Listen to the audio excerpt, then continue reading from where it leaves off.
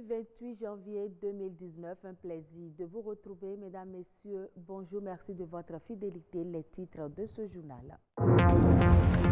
Ils constituent de grands consommateurs d'énergie. Les téléphones portables doivent être mieux gérés pour éviter le gaspillage énergétique.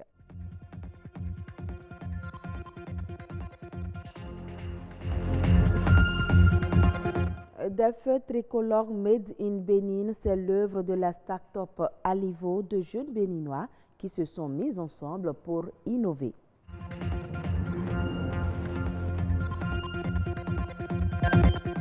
Journée internationale de la lèpre, l'événement a été célébré ce dimanche. Au Bénin, on enregistre plus de 200 cas. Chaque année, cette maladie infectieuse fait des ravages.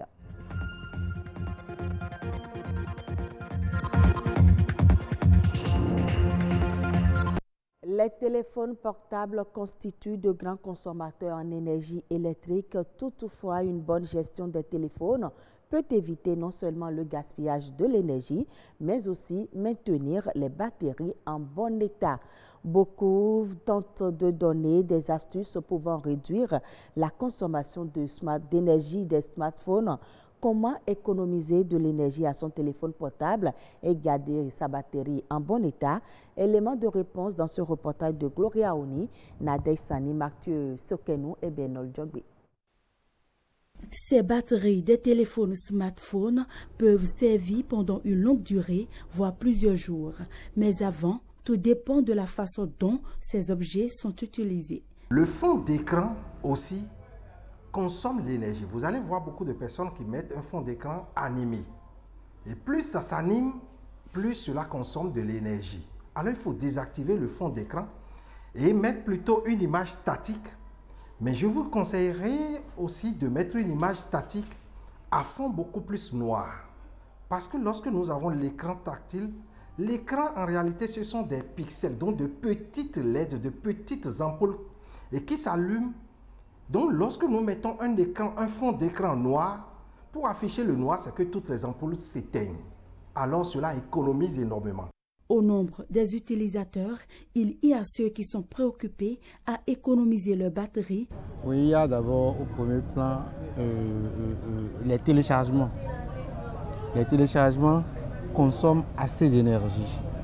Donc, lorsque vous finissez un téléchargement, vous devez couper. Ou bien lorsqu'il y a des téléchargements en instance et que vous n'arrivez pas à couper, ça pompe l'énergie. Ça pompe l'autonomie de la batterie et la batterie se décharge très vite. Lorsque vous utilisez du moins votre téléphone et que ça arrive à un pourcentage de consommation, c'est-à-dire à 25%, il faut avoir le réflexe de mettre le téléphone sous mode veille. Pour économiser l'énergie de mon portable, je ne laisse pas mon portable jusqu'à 15% avant de la mettre à la charge. Et même au cours de la charge, jusqu'à 85%, je la débranche pour économiser la batterie de plus. Il faut donc rentrer dans l'application paramètres du smartphone pour découvrir l'ultra économiseur d'énergie. Pour faire l'économie de son portable, il faut d'abord diminuer la luminosité du portable. Soit si le portable est connecté à WhatsApp ou à Facebook, il faut soit couper à chaque fois la connexion du portable. Quand vous mettez trop d'Internet, vous allumez l'Internet et dès que vous finissez de naviguer, il faut arrêter. Alors pour économiser la charge, notre premier geste devrait être de régler la luminosité, parce que la luminosité utilise énormément d'énergie. Beaucoup ont loisir à laisser la luminosité, le réglage automatique. Je ne vous le conseille pas, parce que le réglage automatique ne fait toujours pas le réglage tel qu'on aurait voulu pour faire suffisamment d'économie. Alors il faut faire toujours un réglage manuel de votre écran. Nous avons beaucoup d'applications, surtout quand on est sous Android. Il y a beaucoup d'applications qui tournent en arrière-plan. Il faut désactiver toutes les applications qu'on n'utilise pas souvent. On peut forcer l'arrêt. Entrez tout simplement dans votre paramètre dans vos paramètres et vous allez trouver les applications et vous forcez tout simplement l'arrêt de ces applications qui sont généralement des applications très gourmandes en énergie. Les utilisateurs ont de plus en plus tendance à télécharger les applications sans tenir compte de la capacité de leur batterie. Selon une étude révélée en 2018 par Google, la forte luminosité impacte la batterie. La même étude propose de réduire la luminosité à 50%. La start-up Alivo fabrique des feux tricolores intelligents made in Bénin. C'est l'œuvre d'un groupe de jeunes scientifiques. Après leurs études universitaires, innovent dans le domaine de la science. Une petite démonstration de cette technologie dans ce reportage signé Lazare Migan et Bernol Djogbe. Nous sommes au carrefour du 10e arrondissement de Cotonou, précisément à Zogo. Ici, la circulation est fluide, régulée par des feux tricolores intelligents made in Bénin.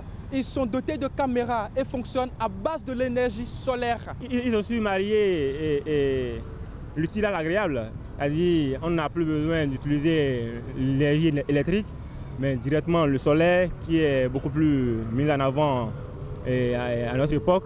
Et en ce qui concerne la caméra qui est fixée, cela va aider beaucoup plus la police. En ce qui concerne ceux-là qui brûlent les feux tricolores, l'infraction en la matière sera beaucoup plus suivie. Et je pense que la population aura maintenant de la retenue parce que là maintenant on te voit. Avant tu pouvais dire que non, mais là la caméra est témoin et cela va corriger le comportement. Avant il y avait les accidents. En tout cas moi je travaille ici, il n'y a pas ce jour-là. Chaque matin vraiment il y a des accidents. Maintenant, depuis qu'ils ont placé le feu, il n'y a plus ce genre de choses. Ça participe au développement du pays.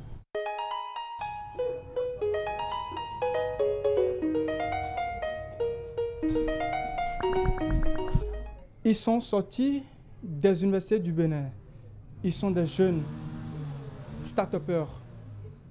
C'est ici leur lieu de travail. C'est ici que notre laboratoire, où nous faisons les recherches, les excès et la conception de nos kits. L'idée remonte dans les années 2015 et c'est parti du constat que beaucoup de nos carrefours sont pourvus de feux, de dispositifs de signalisation défectueux où on constate que c'est présent mais ce n'est pas en service pour diverses raisons. Pour la réalisation de cette innovation, ces jeunes font recours à plusieurs logiciels électroniques. Ici, c'est tout un processus. Nous sommes partis des dessins industriels. On a d'abord réalisé les dessins industriels. Après les dessins industriels, nous avons utilisé les logiciels adéquats pour pouvoir modéliser le système que vous avez sur le terrain. Quel genre de logiciel? Il y a un logiciel de 3D. C'est ça qui nous a permis de faire tout ce qui est une partie du hardware, de tout ce que vous voyez. Sinon, le hardware également est divisé en deux parties. Nous avons le hardware primaire et le hardware secondaire. Quand nous prenons le hardware primaire, c'est toute la structure, la métallurgie que vous voyez. Maintenant, le hardware secondaire, ça fait appel à l'électronique, les LED, l'assemblage des LED et tout ça. Voilà le consommable que l'imprimante utilise. Donc, c'est grâce à ça que nous avons pu réaliser les groupes que vous voyez, dans lequel on a logé les réseaux de LED. Nous venons maintenant réaliser ça. Voilà un exemple. Voilà nos afficheurs, ce qui te compte. Donc voilà ce qui a été réalisé. Voilà une antenne. Voilà. Maintenant, après ce process, nous avons également la partie software. Le software est également subdivisé en deux. Nous avons le software primaire et le software secondaire. La méthode scientifique est l'épine dorsale de toute enquête. Par exemple, des carrefours en miniature montrent que ces jeunes ont déjà dans leur boîte tout le quadrillage de la circulation de tout Cotonou. Ici, c'est en face de l'arrondissement. Ici, c'est venant de Verdocop. Ici, c'est derrière terrain.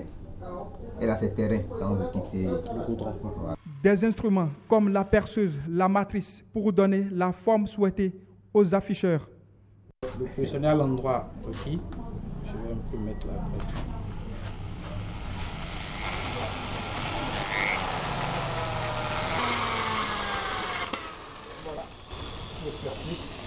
Selon l'orifice donc dès cet instant, on peut faire passer la vis ou un fil.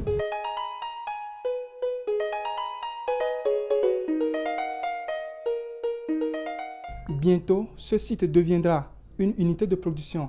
Et au-delà du 10e arrondissement, c'est toute la ville qui va profiter de cette innovation. De quoi faire de Cotonou une ville verte. Merci à vous, Lazare Migan. La lèpre, une maladie infectieuse mais rarement contagieuse. Elle fait des ravages et le Bénin enregistre au moins 200 cas de lépreux chaque année. Comment contracter le mal et comment se manifeste-t-il? La réponse dans ce reportage de Edwige Agossou et Enoch Ronkpate. Maladie infectieuse chronique provoquée par le bacille, Microbacterium lépreux. La lèpre touche au Bénin en moyenne 200 personnes par an. Ce chiffre est en recul grâce aux actions intensives menées ces 2 dernières années par le gouvernement du Bénin. Lorsqu'on a une tâche insensible avec un nerf qui augmente de volume et qu'on prélève au niveau de la tâche et qu'on retrouve le bacille, on dit que cette personne est atteinte de la lèpre. Pourtant, des traitements d'appoint existent. Lorsque le diagnostic est fait, le médicament existe, c'est une chimiothérapie composant la rifampicine, la dapsone et la clofazimide. La lèpre, maladie mutilante et invalidante qu'on peut éviter si le diagnostic intervient tôt. Dépisté tard, en ce moment, on a des complications à type de handicap. C'est les griffes, c'est les plaies au niveau des pieds et il faudrait tenir compte du fait que lorsque le nerf est atteint, le malade ne s'entend rien, il se brûle, il se blesse sans le savoir et c'est ça qui font des plaies qui durent et qui perdurent. Au Bénin, le programme national de lutte contre la lèpre est en phase avec les objectifs prioritaires de l'OMS, l'Organisation mondiale de la santé. Le premier objectif, c'est de tout faire pour avoir 0 cas d'infirmité chez les enfants. De réduire au maximum à moins d'1 cas par million d'habitants les infirmités de degré 2 que nous appelons les handicaps. Et de faire en sorte qu'il y ait moins de discrimination. Dans certaines zones du Bénin, ces personnes atteintes vivent dans de pénibles conditions. Comparant 2017 à 2018, nous sommes passés de 27 à 32%. Nous sommes à 5 cas pour 1 million d'habitants avec des infirmités de degré 2. Souvent abandonnés par les parents, la mendicité devient le quotidien de ces malades. Et le thème de cette édition est bien édifiant. Tendons la main à ceux qui n'en ont plus. Hors du Bénin, le système alimentaire industriel pourrait causer 5 millions de morts par an d'ici 2050 en cause les effets associés à la production alimentaire industrielle comme la pollution de l'air, de l'eau et l'exposition aux pesticides. Le chiffre annoncé représente le quadruple du nombre de morts causés à l'échelle mondiale par les accidents de la route. Pour ne pas en arriver là, le système alimentaire actuel devrait opter pour une production circulaire en lieu et place du mode actuel de développement linéaire qui présente des impacts économiques et environnementaux importants. Le système circulaire pourrait rapporter environ 2,7 trillions de dollars par an à l'économie mondiale d'ici 2050. Et ce sera tout pour ce journal. Mesdames, Messieurs, merci de l'avoir suivi. Je vous retrouve à 19h45 pour le journal du soir.